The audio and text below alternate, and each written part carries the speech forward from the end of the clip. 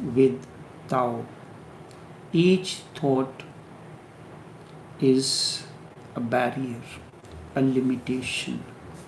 When you are thinking, you are limited. Your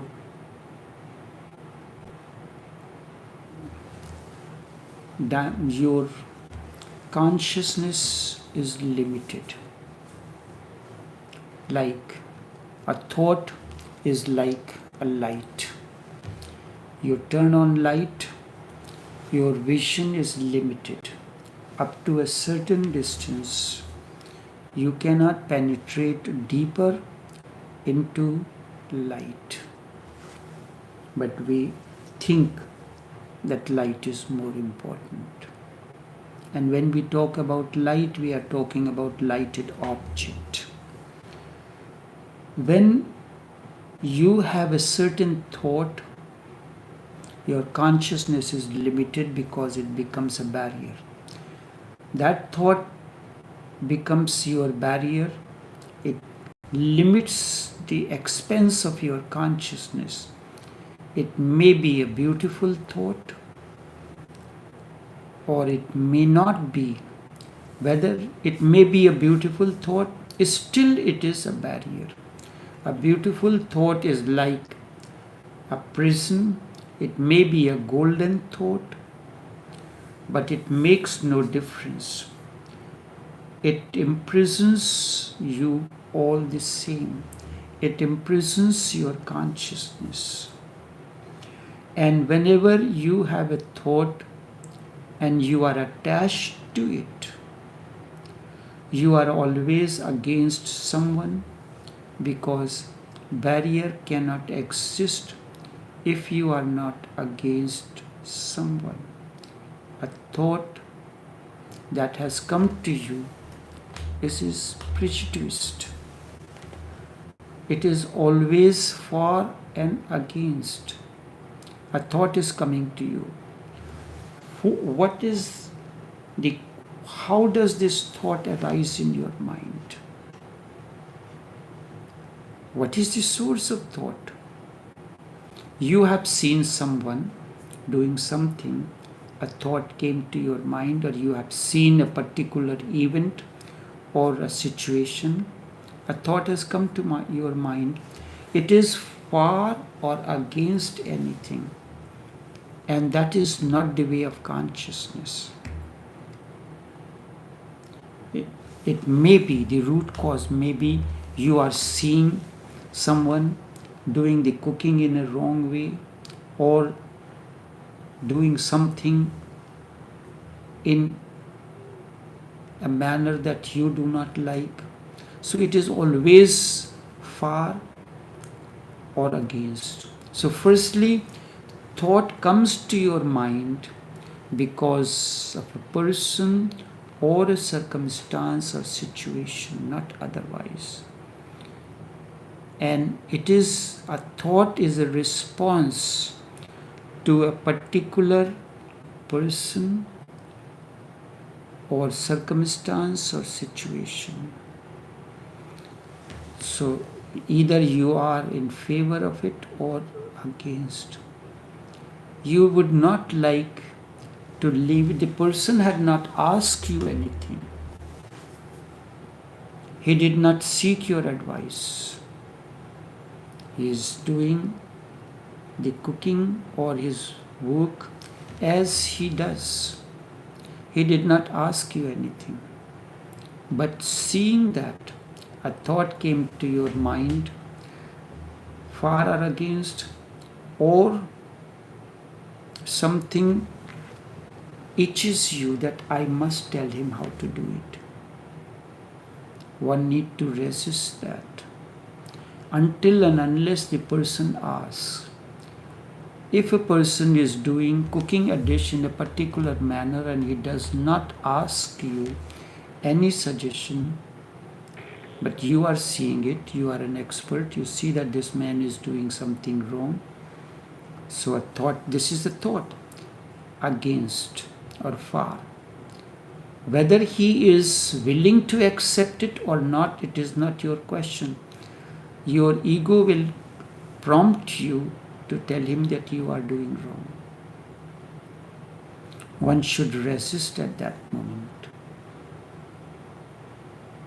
So many times it happens, people ask me that, "And you saw me doing this, why you didn't tell me?" I said, "You didn't ask me. You did not ask me." The very thing is this, you did not ask me means that you did not need my any advice or anything. You consider yourself to be the right person. What should I do? If you ask me, that means there is an openness in you to learn, then I can respond. Then whatever I am going to say, it will work within you, it will transform you. If on my own I tell you, you should not do this, you should do it this way, the person will say, "Who are you? Then tell me. I did not ask you." Or you think that you know it better. Or things like these may come to the mind. This is practical life, and spirituality is living in the present moment, and how you respond to that practical, how do you respond to that present moment in according to your consciousness. One day it happened. I was sitting in the living room doing my work on the computer, busy. Someone was looking helter-skelter for something and mumbling at times. Can't find it. Who moved it? I don't know. I am not able to find it. Looking all around, could not find. Then asked me, sitting there, "Do you know where is this thing?" I said, "Yes, I know." "Then what happened to your mouth? Your mouth was sealed off or what? Why you didn't tell me? I had been looking for this for so long." I said, "Did you ask me?" "You did not ask me.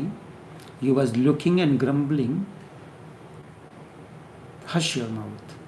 You always talk like that. Nonsense. Now I'm asking, tell me." "All right. I'll tell you. I know where it is." "Where it is? Tell me." I said, "It is exactly the same place where you put it." "Hush. Always talk this kind of a nonsense thing. Talking to you is useless. No sense talking to you. I just wasted my time asking you this thing." How am I to know that? Why should I waste my time and energy looking what are you doing, or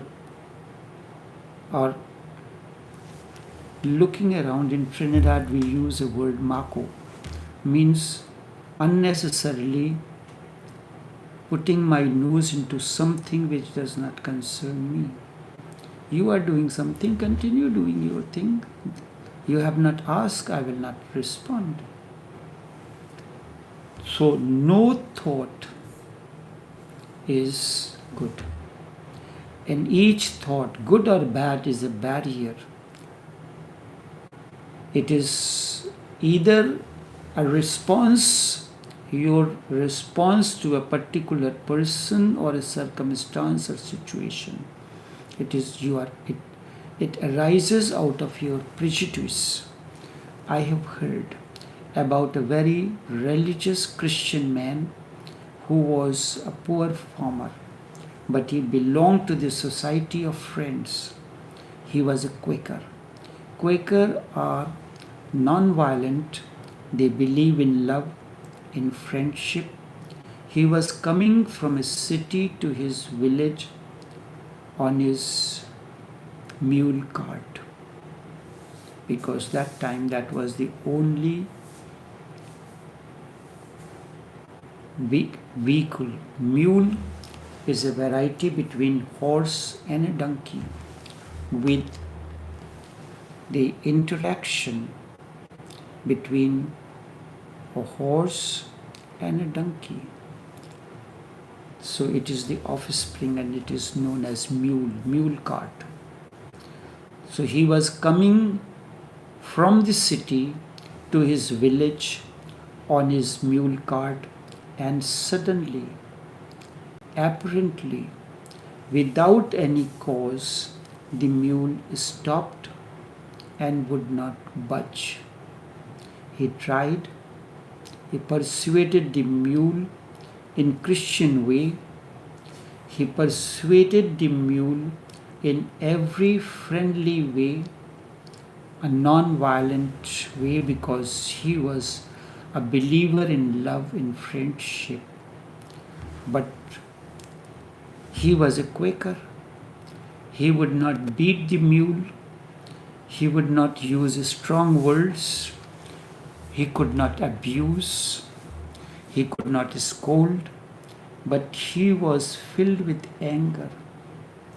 But how to beat the mule? It is against his belief system. He wanted to beat, so he said to the mule, "Behave rightly, because I am a Quaker. I cannot beat you. I cannot scold you. I cannot be violent. But remember, mule, that I can sell you to someone who is not a Christian." Remember, listen to this again. He wanted to beat the mule, so he said to the mule, "Behave rightly, because you know that I am a Quaker. I cannot beat you, I cannot scold you, I cannot be violent with you. But remember, Mr. Mule, that I can sell you to someone who is not a Christian." The Christian has his own world, and non-Christian is opposite. The Christian cannot conceive that a non-Christian can reach the kingdom of God. A Hindu cannot conceive, a Jain cannot conceive that the other can enter that realm of bliss. It is impossible. Thoughts create a limitation. So this Quaker had a thought process, a barrier, a boundary, and all those who are for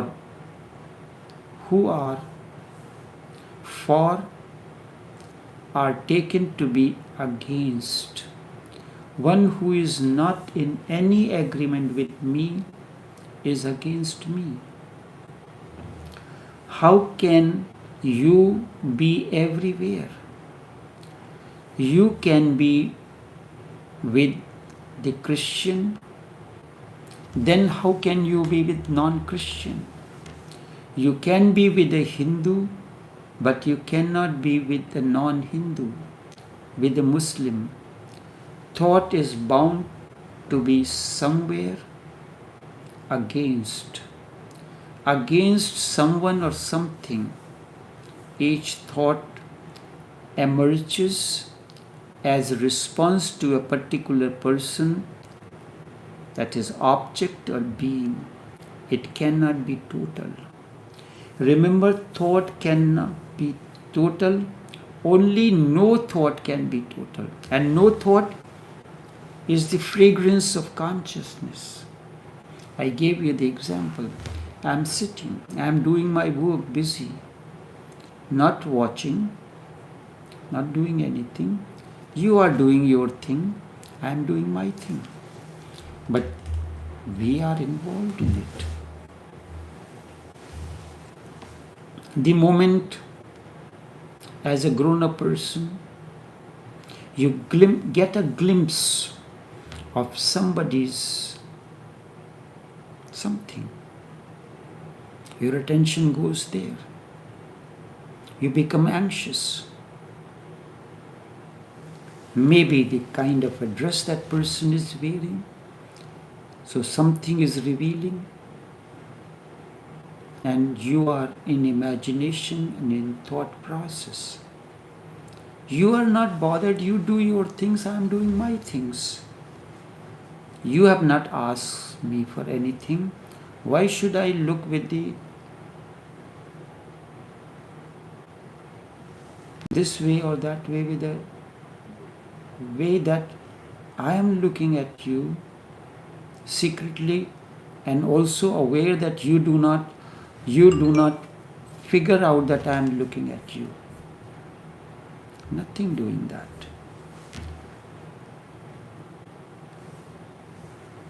All those who are one who is not in agreement with me is against me. How can you be everywhere? You can be with a Christian, you can be with a non-Christian, you can be with a Hindu, with a non-Hindu, and so on and so forth. Remember, thoughts can never be total. Only no thought is total. It is the fragrance of consciousness. Secondly, thought is always from the mind. It is always the byproduct of the mind. It is mind's interaction or mind's response to a particular object or being or a circumstance or situation. It is your attitude, your speculation, your prejudice. It is your reaction, your formulation, your concept, your philosophy, but it is not existence itself. It is something about the existence, but it is not existence itself. You have lived like, see what this Quaker was doing. He is responding according to his own conditionings. And to be free means you are seeing things as they are. A flower is there, you can say something about it, that is a thought. You will recall many times I had given you the example of Lao Tse. Every morning Lao Tse used to go for a morning walk. So one day his neighbor said, I also want to go to a walk with you. But Lao Tse resisted. He said, no, I would like to go with you in your company for a walk. Lao Tse says, I go very early before the sunrise, long before sunrise. So he said, okay, allowed him. So he went. Probably for the first time he got up that early. When he was going, he was hearing the birds chirping to indicate the rising of the sun. He could resist, but Lao Tse said, you will not talk, you will remain silent. But when something like that happens that you have never experienced before, something begins to itch in you that you have to express it. Lao Tse was going in his own meditative walk. Then sunrise. Sun was rising. He never seen the sunrise. Before that, the birds were chirping to indicate the beginning, the rise of the sun. He resisted somehow or the other against his will. When the sun was rising, he said, what a beautiful sunrise. Lao Tse did not say anything that time. They reached home. Then when they were separating, Lao Tse said, from tomorrow you will not come with me. Why? Because you talk too much and you disturb the silence. You need to imbibe the silence. Was Lao Tse blind that he was not seeing the sunrise? Was Lao Tse dumb, not hearing the chirping of the birds? He was with the chirping of the birds. He is imbibing their song within him. He was with the rising of the sun, and that time, during the Lao Tse's time, the men, the cameras, the smartphones were not there. Otherwise, he would have taken a photograph of the sunrise or recorded the chirping of the birds, or he has taken a selfie and immediately posted to on the Facebook or on the social media. That is what we all do. Along the spiritual path, you have to resist many such things. The flower does not need your thought. The sunrise does not need your thought. The chirping of the birds does not need your thought. Drop your thought, and then you can, and once you drop the thought, only then you can drop yourself into the flower. You drown into the flower. You want to practice the darkness meditation, but you are thinking the darkness, this and that, and so. Slowly and slowly.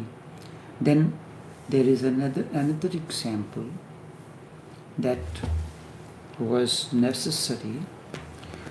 When you are in the company of someone, you will like to verbalize. But if you are alone, what you will do? But now we have an alternate. So we do not need to be silent. You have your smartphones, so immediately you see what has been posted, what is new, and all that. So you are never with that moment. Whatsoever you say about the rose flower is meaningless.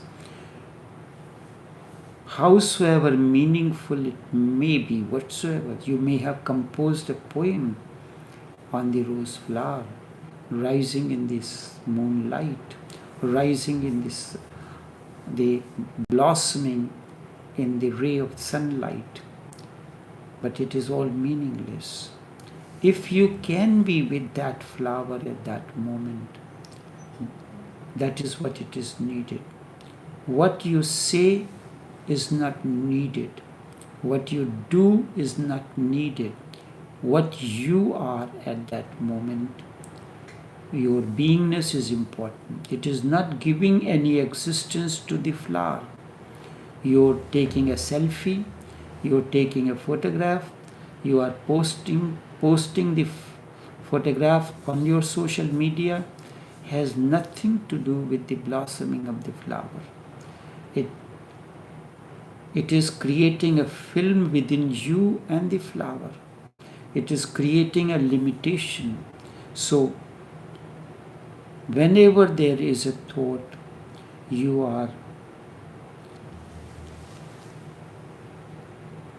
limited, you are debarred. The door is closed to existence. Thought closes all doors to your consciousness and to the existence. No thought is the way to enter into existence, to enter into the unknown and unknowable realm. It opens the doors and keep them open. Enough for now.